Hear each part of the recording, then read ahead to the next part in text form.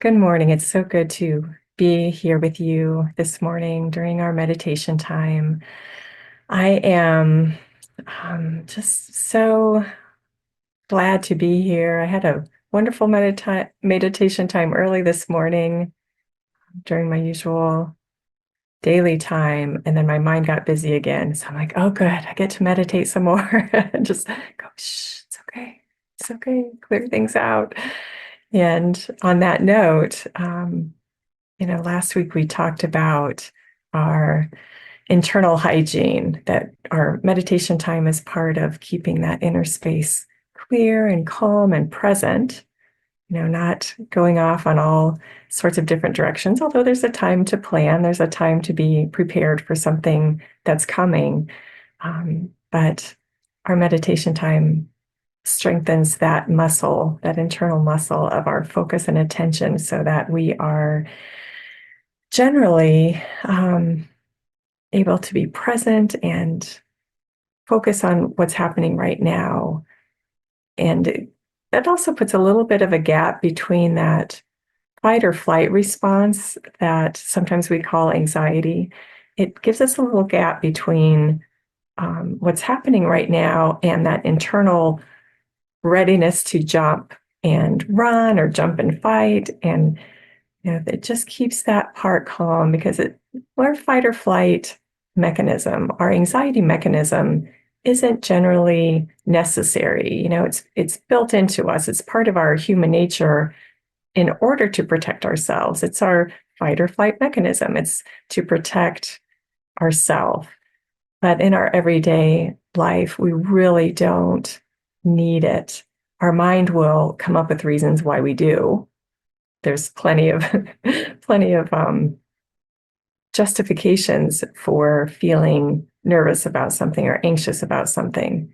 But we can be aware of a situation or a person that we need to kind of watch out for without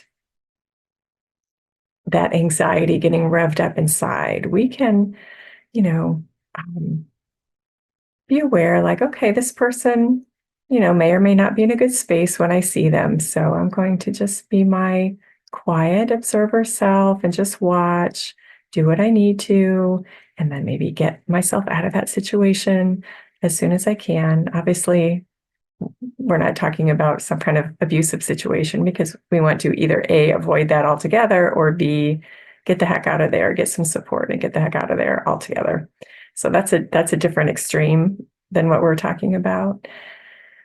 But as I was making that transition between my meditation time and now, and just noticing, oh my gosh, it's Monday, my brain is pulling up all of these things that I have to do today, this week, all of the exciting things, all of the just general business kind of things that are on my to-do list for this week, and thinking, you know what, I don't have to tackle all of this at once.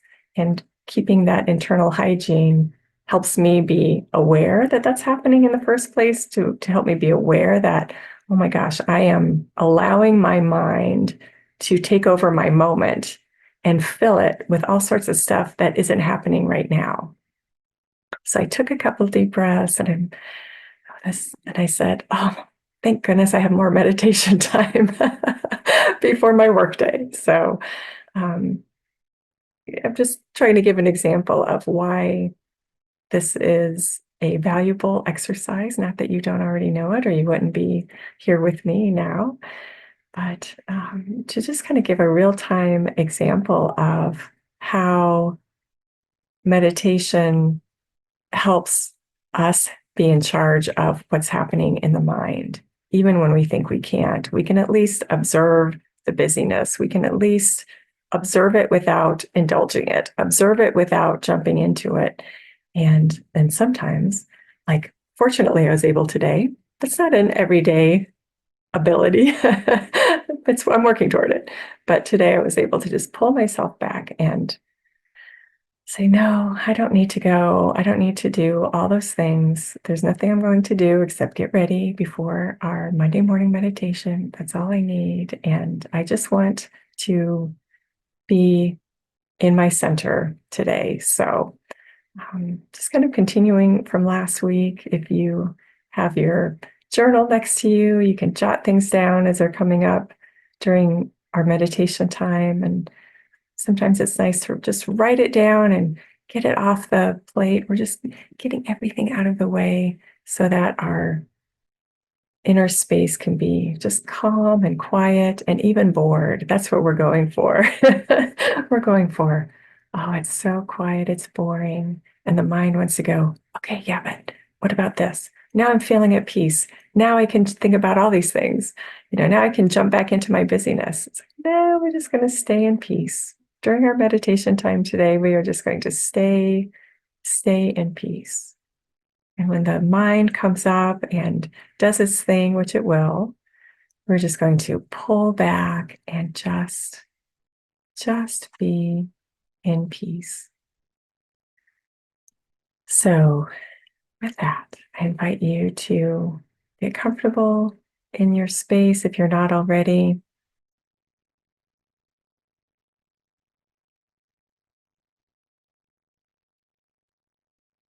Take a deep breath or two or three.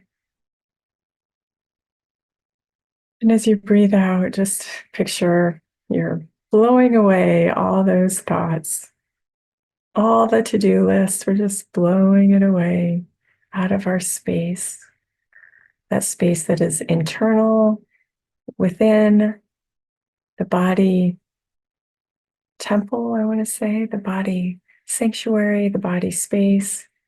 And we're breathing it away from the space that surrounds the body as well. Just that bubble that we're in that extends beyond our bodies. And it's a bubble, but it's an open bubble. It's more like a force field all around us that just doesn't let those thoughts stay for very long, if at all.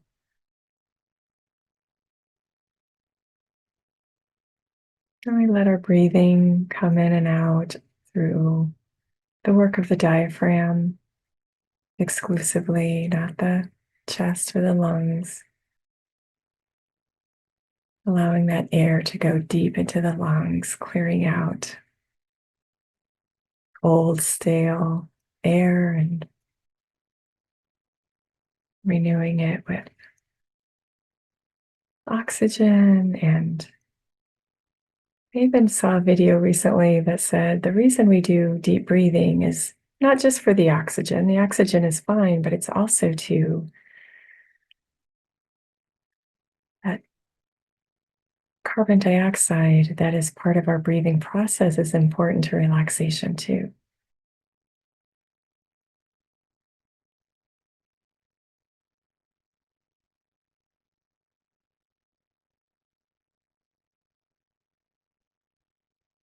If we have too much oxygen, then we pass out.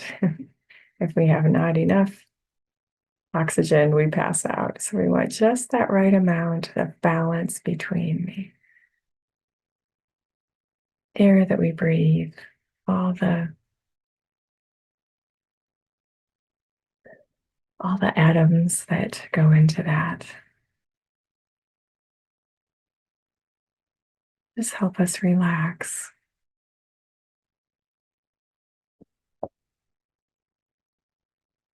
We start with the body because the body is where we feel the traffic jam of thoughts and lack of breath, anxious thoughts, tighten the muscles.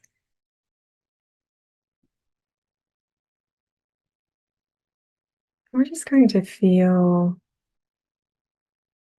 relaxation all the way through our body, starting with the top of the head.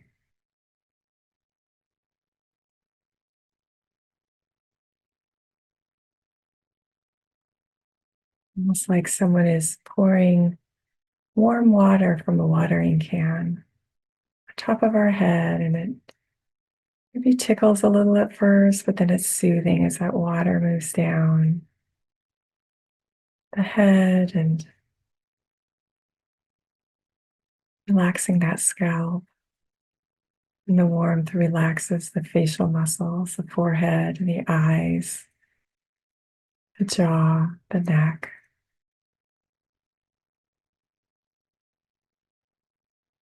And the shoulders, where so many of us carry much of our tension in those shoulders.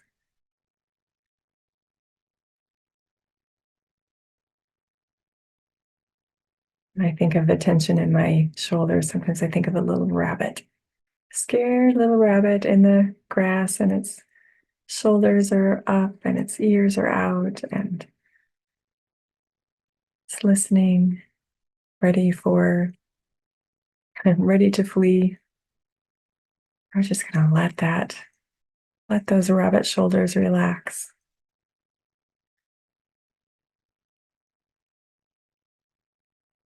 all the way through the chest and the shoulder blades and the shoulders and the arms, the forearms and the hands. Just feel the hands feeling heavier in your lap or next to you, wherever they're resting.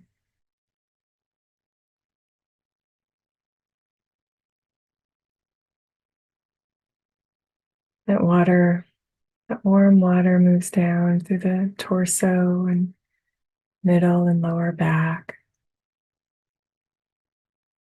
This is very special water that helps soothe and calm the internal organs as well. Those beautiful organs that function so beautifully without thought. We thank them, give them permission to relax right now. As that water moves down through the hips and the bottom and thighs, the upper legs and knees, calves and shins, down through the ankles, the heels, the feet, and the toes. Just washing away all tension, all other thoughts, allowing relaxation in its place.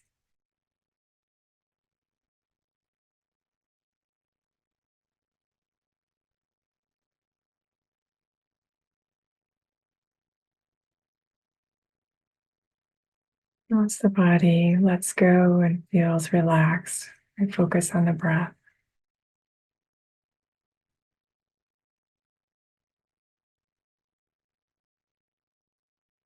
And as our breath is calm, the mind is calm.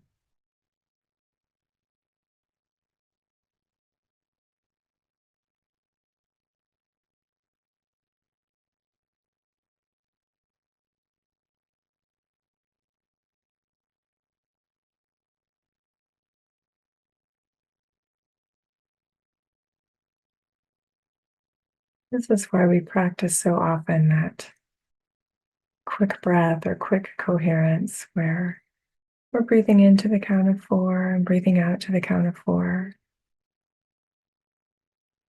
That rhythm of breathing further calms the body, but it also needs the mind to pay attention to that count. So simultaneously, it's giving the mind something focused to do, but also withdrawing the mind from other thoughts, other distractions.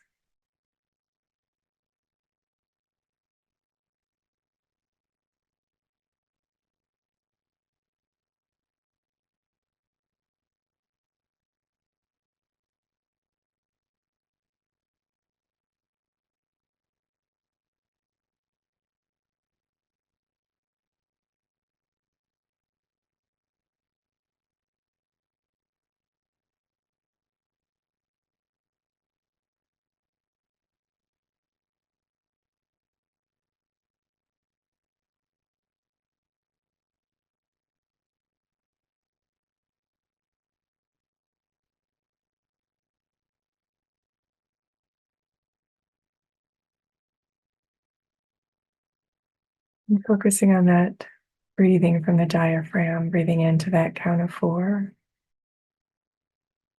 breathing out to the count of four brings the attention out of the head into the body, into that center of the body.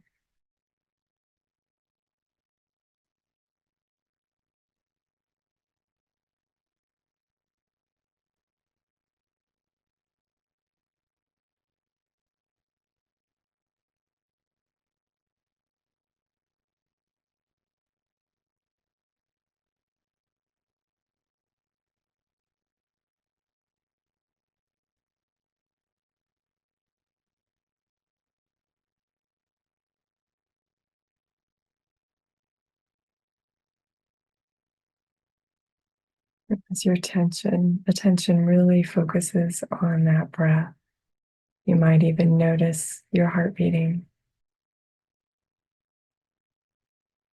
and general area of the core of the body, the center.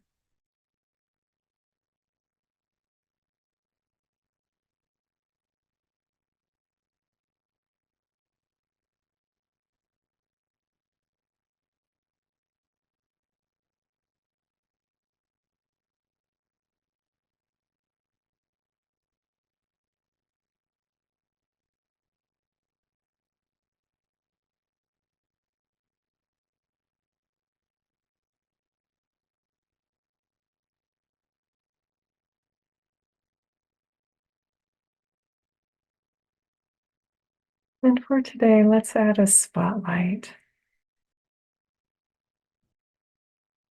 to that area, the diaphragm and its slow breath, the heart, just that solar plexus core area.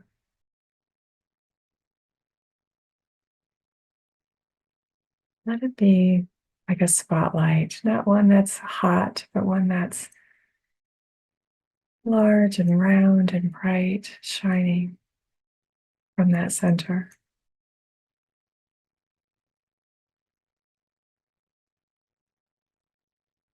And it's not shining on anything on the outside, it's just shining.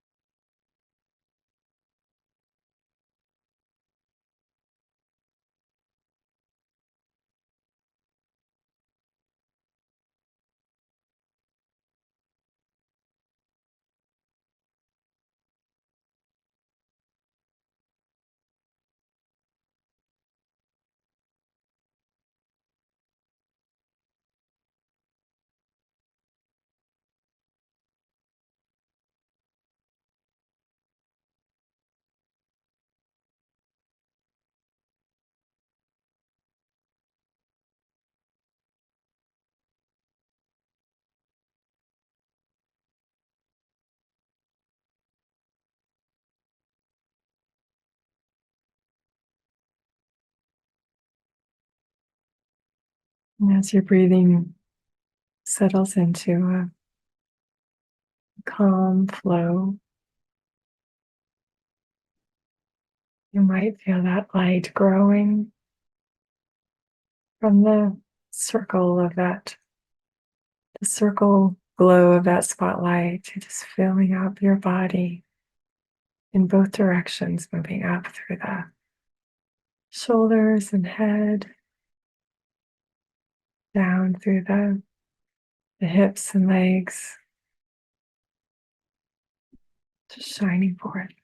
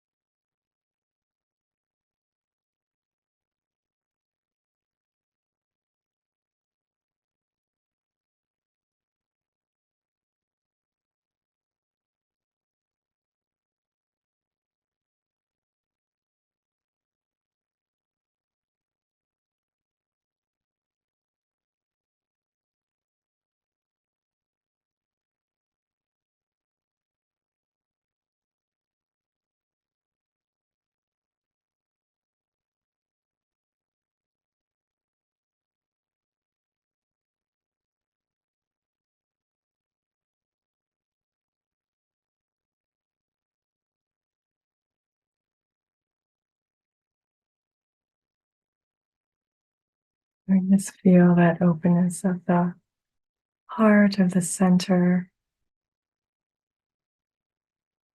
the peace,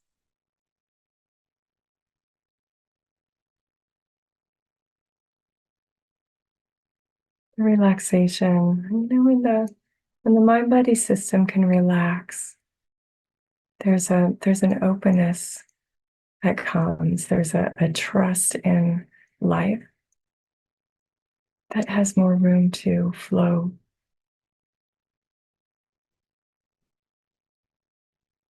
And certainly there's great value in trusting the flow of life in spite of anything else going on in the world or in our own more personal world.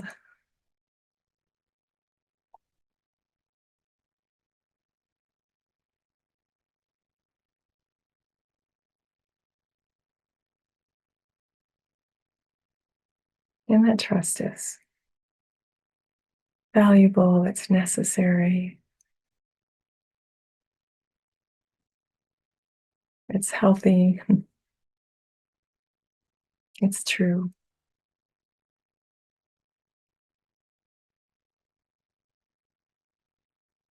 And if you can stay in the space of that light all around you and that openness and trust, that relaxation, I invite you to do so. If you need to go about your day, then take a couple of deep breaths, feel your feet on the floor, your body in your chair, your hands in your lap. Feel the room that you're in all around you. Open your eyes and let your groundedness lead you today in whatever it is that you have on your plate for today. I thank you for being here with me. I needed it, and it's always a joy to share this time with you. So thank you. Have a wonderful week, and I will see you next week. Bye-bye.